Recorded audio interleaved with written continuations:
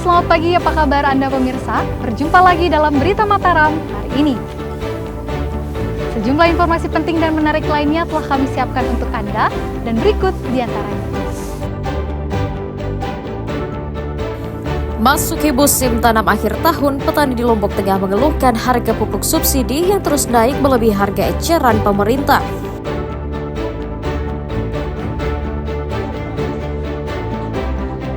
Ketagihan berfoya-foya, dua remaja di Mataram nekat mencuri 8 karung beras dan tabung gas di sebuah panti asuhan.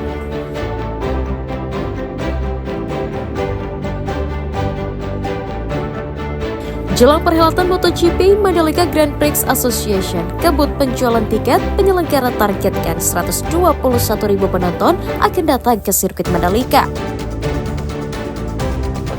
Bersama saya Alicia Widya, dan berikut Berita Mataram selengkapnya.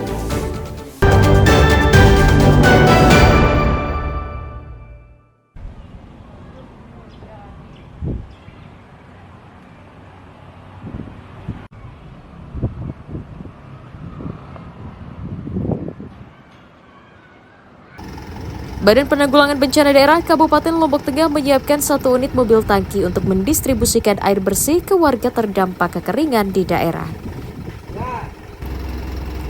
Pengadaan mobil berkapasitas 5.000 liter sangat vital untuk menunjang penyaluran air bersih ke wilayah terdampak. Sebelumnya BPBD mengandalkan mobil tangki pinjaman dari PDAM dan PMI untuk mendukung lancarnya distribusi. Hingga memasuki bulan September, BPBD mencatat krisis air bersih akibat kekeringan terjadi di 4 kecamatan, meliputi Praia, Praia Tengah, Praia Timur, dan Jonggat. Kita sedang petakan, kita sedang susun jadwal yang akan berangkat kirim, dan hari ini untuk dropping yang terlalu parah di Moyang, kita minta tolong dengan menggunakan mobil tangki. Mobil tangki ini kita akan mulai aktif operasikan, insya Allah 2 hari ini setelah kita selesai proses pembayaran. Dan setelah selesai, akan dilatih yang operasionalnya kita tunggu biar berlebaran. Sementara untuk mengoptimalkan penyaluran air bersih, BPBD juga telah menetapkan status siaga kekeringan, menyusul semakin meluasnya dampak kemarau di daerah. Ukmarul Hakim melaporkan dari Kabupaten Lombok Tengah.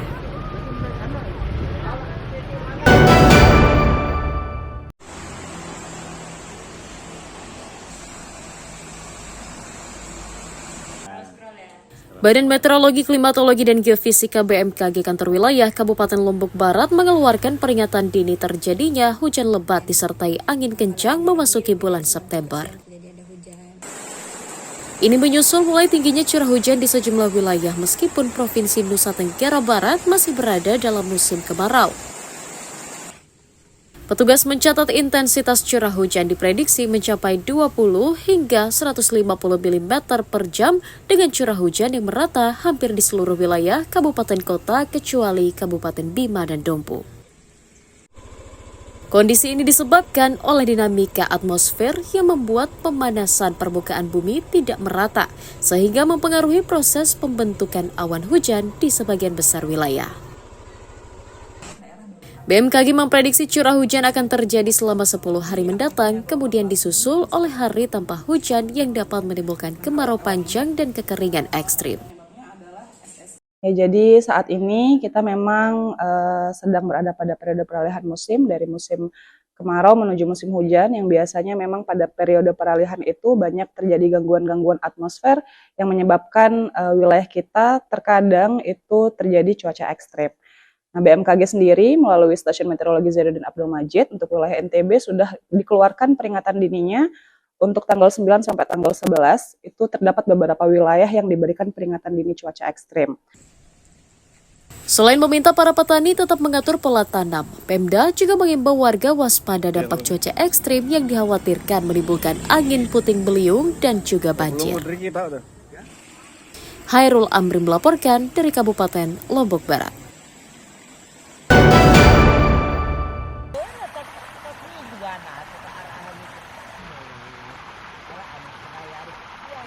Kira-kira mau menanggap nih, Ki? Sejumlah petani mengeluhkan kenaikan harga jual pupuk subsidi di para distributor di Kabupaten Lombok Tengah sejak awal September lalu.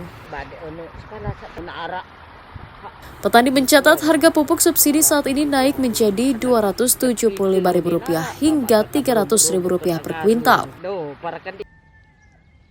Harga itu jauh di atas harga eceran tertinggi yang ditetapkan, yakni Rp225.000 untuk pupuk jenis urea dan Rp230.000 per kuintal untuk jenis NPK. Tak hanya itu, petani juga menyoroti sulitnya alur distribusi yang membuat stok pupuk di daerah sering kosong dan terlambat.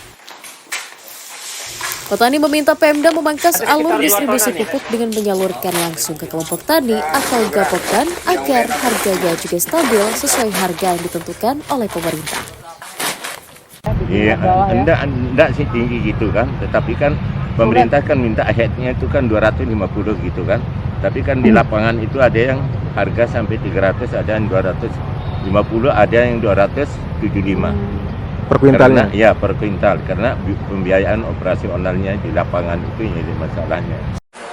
Untuk memastikan harga pupuk sesuai harga yang ditetapkan, Pemda meminta petani langsung menebus pupuk ke pengecer dan tidak perlu melalui ketua kelompok tani. Cantum sebenarnya harga itu kan 2.250 untuk urea dan 2.300 untuk NPK.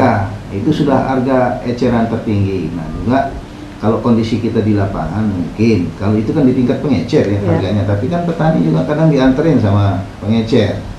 Sebenarnya penebusan itu boleh perorangan, datang langsung ke pengecer, boleh juga menggunakan surat kuasa. Surat kuasa itu bisa saja oleh ketua kelompoknya diberikan surat kuasa oleh anggotanya untuk melakukan penebusan di pengecer.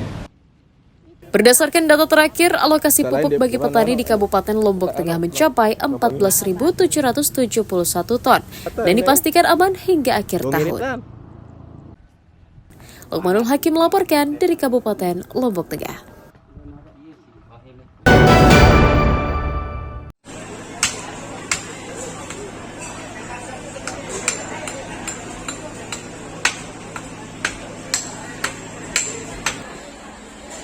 Harga daging ayam di sejumlah pasar tradisional di Kabupaten Lombok Barat terus merangkak naik sejak 2 pekan lalu. Seperti di pasar tradisional Kediri, harga daging ayam tembus Rp55.000 per kilogram, naik hampir Rp10.000 dari harga normal sebelumnya. Kenaikan menurut pedagang disebabkan tingginya permintaan dari masyarakat memasuki perayaan Maulid, yang biasanya diisi dengan sejumlah rangkaian acara tradisi di desa-desa. Mahalnya harga juga dipicu terbatasnya pasokan dari peternak ayam karena sebagian besar digunakan untuk memenuhi kebutuhan dapur makan bergizi gratis. Berbeda dengan daging ayam, harga daging sapi justru stabil di harga Rp120 hingga Rp130.000 per kilogramnya. 50, 45 sekarang. 5 ya. Sejak kapan ini? Maulid. Sejak Maulid ini. Sebelumnya berapa harganya?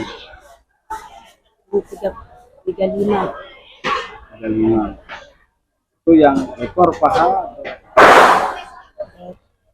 Yang dada. Oh, yang dada. Kebutuhan kami sebagai masyarakat ini bisa terpenuhi dan segalanya ada. Dan harga-harga pasaran ini agar dikondisikan dan pemerintah harus bisa mensurvei keadaan kami yang ada di sini. Menyikapi melonjaknya harga daging ayam, Pemda berjanji akan memperbanyak pasokan ayam ke pasaran.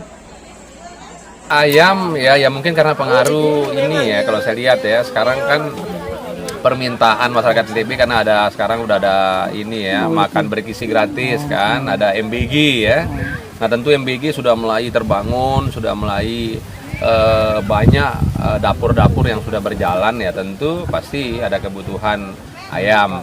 Nah sementara di NTB mungkin pengusahanya agak kurang kan, nah tentu kan pasti bawa dari luar. Para pedagang berharap stok ayam di pasaran normal kembali untuk memastikan harga stabil dan tidak memberatkan masyarakat. Hairul Amri melaporkan dari Kabupaten Lombok Barat.